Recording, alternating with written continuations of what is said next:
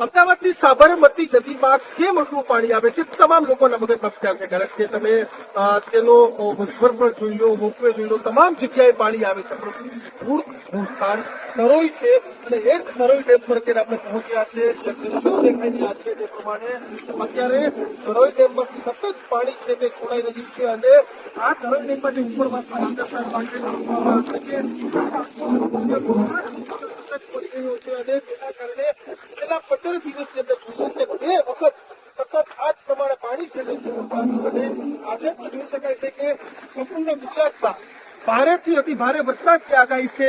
Red alert, orange alert અને તેની સાથે યલો એલર્ટ છે તે આપવામાં આવ્યું છે. ત્યારે સતત અત્યારે પણ જો નરોઈ ડેમ અને તેની આસપાસના વિસ્તારમાં વાત કરવામાં આવે તો સતત વરસાદ છે તે વધી રહ્યું છે.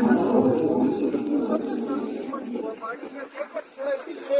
લગભગ 90,000 વધારે પાણી ગઈકાલથી છોડાયું છે જેના કારણે રિવરફ્રન્ટ પર સતત પાણી આવી રહ્યું છે. તેને કહી શકાય કે તેનું મૂળ ઉદ્ભવસ્થાન આ છે કારણ કે ઉપરવાસમાં જે પ્રકારે વરસાદ પડ્યો છે ફક્ત ગુજરાત નહીં પરંતુ રાજસ્થાનમાંથી જે પ્રકારે વરસાદ પડ્યો છે ત્યારે રાજસ્થાનનો વરસાદ, ગુજરાત, ખેડબ્રહ્મા સહિતની નદીનો વરસાદ અહીંથી મળી અને સંત સરોવર એટલે કે સાબરમતી સુધી પહોંચે છે જેના કારણે સાબરમતીમાં ભારે ઘોડાપુર જેવી સ્થિતિ થાય છે.